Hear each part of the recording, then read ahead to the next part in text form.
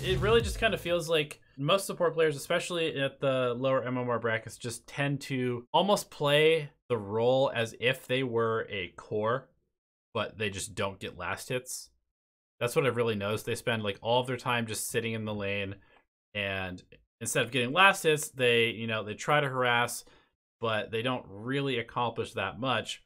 And you have to completely change your mindset of what it means to be a teammate if you're playing support. Because if you're playing core, your job is to get farm, your job is to get items, your job is to push towers. If you're a support, your job is to see the future, essentially. Like, that is your job. You need to decide, okay, what are my cores potentially going to do next, and how do I make that easier or better for them? What is the enemy team going to do next? How do I make that harder or impossible for them? And that is all you do as a support. Like, you show up in the right place at the right time to thwart a gank. You show up with vision at the right time to get a kill. You place vision so that your cores can make decisions on their own. And if you have to guide them as well with your words and communication, that's what you do.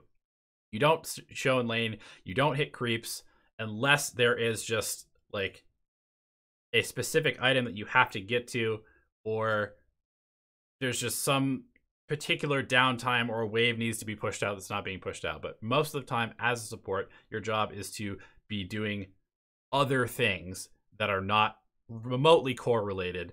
And most people come from the core role to the support role and don't really realize how much you have to change what you're actually thinking about Dota as. I would say that as a kind of side note, it sounds a lot more complicated than it is. Like, reading the future is obviously a very difficult thing to do. It requires you to know a lot about the game. But the thing is, like, there are things that are true in every single game of Dota. And so therefore there are very like predetermined rotations that are just very good in Dota. For example, if you can find some rotation that you can make around the 5-minute mark, that is a very worthwhile rotation to make, because the 5-minute mark is when bounties spawn. That is around nighttime. That is around the time when siege creeps are going to start spawning. So like if you can look to kill yourself around the 5-minute mark as a support, and then you make a rotation off of your TP into a tower to get back to the lane that you were in, like, that's actually a relatively fine play. If you look to smoke instead of killing yourself or something like that, or even just to run behind some tower and be very aggressive at that moment, like, that's a really good moment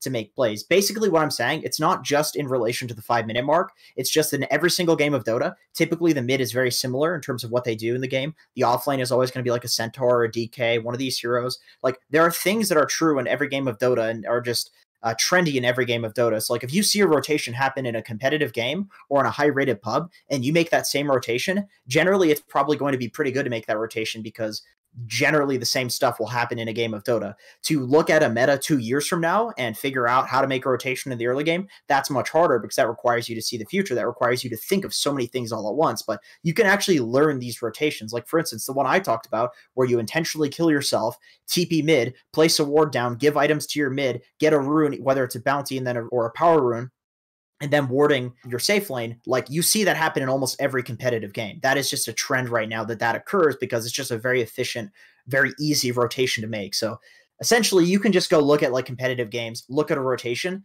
do that almost every game, and you're going to be a way better support player. And then once you get comfortable and learn how to do that one and why that rotation is good, you can look at another competitive game and look at another rotation people are making and learn that one, and then just keep adding more and more to your repertoire. And then all of a sudden, boom, you're going to be the support that's winning every single fucking lane in your game. And you don't even need to be a good core player or have good cores, because you're winning the lane so hard that your cores are super farmed, and then you're 5k MMR. Like, that can actually happen if you learn all of these rotations.